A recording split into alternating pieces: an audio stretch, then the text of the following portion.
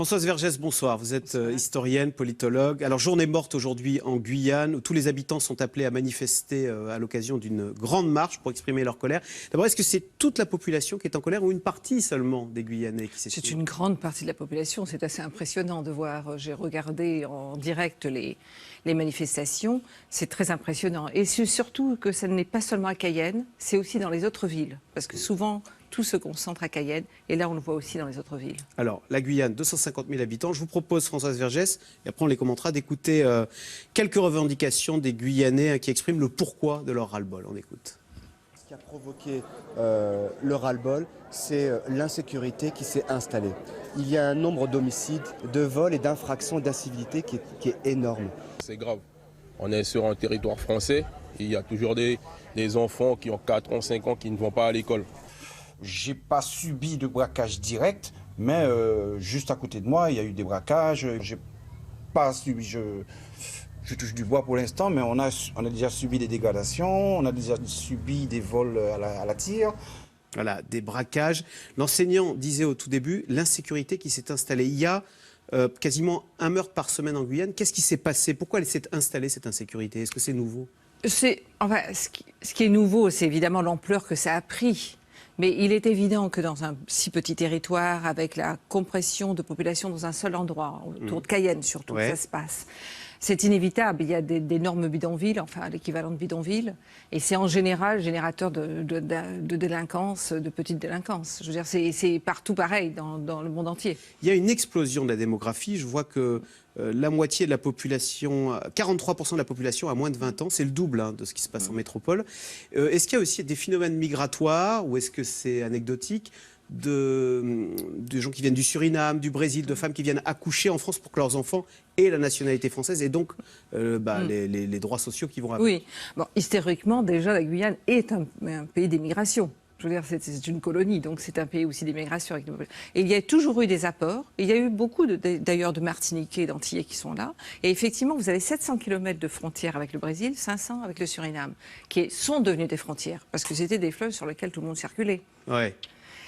Là, au nord du Brésil, c'est la région la plus pauvre du Brésil. Donc il y a un appel, c'est pareil pour le Suriname. Donc effectivement, mais vous avez aussi, vous avez les Haïtiens, vous avez des Haïtiens, vous avez d'autres personnes des Caraïbes qui sont là, vous avez même d'autres pays d'Amérique du Sud. Et cette immigration génère de la tension, comme on le voit chez nous aussi, ou bien? Ça finit par générer parce qu'il y a la tendance à penser que plus pauvre que soi est responsable de sa propre pauvreté. Des trafics aussi. Des trafics, oui, des trafics. Et puis, alors on est sur le chemin de la drogue. Et de l'or. Et de l'or. Et de l'or. On l'a dit, la moitié de la 43% de la population a moins de 20 ans. Le problème, c'est qu'il n'y a pas de travail. Je lisais 2 fois plus de gens en RSA qu'en métropole aussi. Oui, et il y a même près de 50% des enfants qui quittent, enfin des jeunes qui quittent l'école au niveau du primaire. Alors donc, pourquoi est-ce que je veux dire, qu'est-ce que vous pouvez faire quand vous n'avez que le niveau du primaire aujourd'hui? Vous ne pouvez même pas faire vigile. Et parce qu'il n'y a pas assez d'écoles. Il n'y a pas assez d'écoles. L'éducation n'est aussi pas du tout adaptée. Il y a énormément de langues qui sont parlées. Ouais. Je veux dire, mais même dans la population guyanaise, vous avez le créole, le français, mais vous avez aussi les langues amérindiennes. Mais attendez, à l'école, on ne parlera pas les français. enfants vont arriver avec ces langues, qui sont leurs langues maternelles. Donc ils ont une autre difficulté supplémentaire. Ils ont une difficulté supplémentaire. Il y a déjà le manque d'école. Ouais. Il y a déjà un manque d'école. Mais vous avez un collectif de lycéens qui s'appelle Les Lumineux, qui disent mais on n'apprend rien sur nos pays et puis il n'y a pas de formation par rapport à notre propre pays. On reviendra à ça. Ça c'est amusant comment c'est amusant, c'est affolant comment le continent se plaque sur ce territoire qui est à 7000 km de chez nous. Vous disiez manque d'école. On voit aussi que pour faire régner la sécurité, on parle de ce collectif des 500 frères contre la délinquance qui, voilà, on les voit, ils sont encagoulés. Ce sont eux qui font régner l'ordre, on va dire. Ça veut dire qu'il y a des milices privées, que la police républicaine a démissionné en Guyane? Pour la population guyanaise, il y a effectivement un manque total de l'État, de la présence de l'État pour assurer en tout cas la sécurité des citoyens.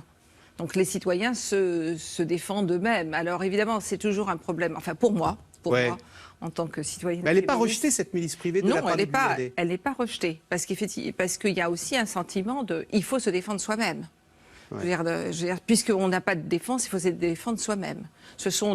On les a vus, vous savez, quand ils sont intervenus dans la réunion du CARICOM, ce sont des personnes du pays. Ils parlent en créole. Alors tout à l'heure, sur l'éducation, vous évoquiez comment dans les livres scolaires, on plaque, on néglige totalement l'histoire de la Guyane, ça, le créole. Est-ce que c'est la même chose en économie? Est-ce qu'au fond, on plaque sur un territoire sud-américain des normes sociales très européennes, sur normes sanitaires, normes sociales, le SMIC, etc. Ce qui fait que c'est très difficile dans cet écosystème pour un entrepreneur guyanais de grandir. Oui, il y a très peu d'encouragement au développement de l'industrie locale, à une inventivité locale, à de se demander quelles sont nos richesses et comment on va faire avec ces richesses pour que ça revienne aux Guyanais. Il y a très peu, enfin, comme on le sait, 80 à 90% des choses sont importées de France, les produits alimentaires. Les produits alimentaires. Donc, c'est-à-dire que comme... Tout est artificiel. Donc, comme elle n'est pas compétitive par rapport à ses voisins, cette Guyane, elle s'est emmurée dans un tête-à-tête dans une relation tête-à-tête avec le... Enfin, c'est l'État qui l'a imposé, hein, l'État français. L'État français n'a jamais cherché, dans une recherche que je faisais, dès 1947, l'État français décide, on dit, le développement sera impossible dans ces territoires. Et les deux seules solutions seront l'émigration et le contrôle des naissances. Alors, l'émigration, que font les jeunes Guyanais? Est-ce qu'ils viennent... sur le continent, et que deviennent-ils ici? Est-ce qu'ils sont rejetés, considérés comme des étrangers, alors qu'ils sont français depuis combien? Depuis 1753, oui, 1753, oui, voilà, depuis le XVIIe siècle. Oui. Bien avant Nice ou bien d'autres villes françaises. Évidemment, si vous voulez, il y a un peu un sentiment que ce qu'on leur dit, c'est l'avenir est ailleurs. Voilà. L'avenir n'est pas chez vous. Et seuls peuvent partir ceux qui ont les moyens. Et de toute façon, tout le monde ne va pas partir. Vous ne pouvez pas dire à une population entière, partez. Il n'y a pas Alors que c'est un pays extrêmement riche, on le sait. Il y a des minerais, il y a les 80% de la forêt amazonienne avec une biodiversité. Il y a énormément de possibilités. Ariane, c'est un motif de fierté ou bien non? Justement, c'est l'arrogance. Pour la plupart des Guyanais, c'est quelque chose, c'est vraiment une colonie là. Je veux dire, c'est quelque chose sous une cloche qui existe là, où les Guyanais, d'ailleurs, ce ne sont pas les ingénieurs ou les hauts techniciens qui Est-ce qu'on a raison de parler des territoires ultramarins? Je veux dire par là, est-ce que les problèmes qu'on rencontre en Guyane ressemblent quand même aux problèmes qu'on trouve en Guadeloupe, en Martinique, à Mayotte ou à La Réunion? Oui, tout à fait. N'oublions pas que c'est en Guyane, en 2008, qu'ont commencé les événements qui vont déboucher sur la grande mobilisation de 2009.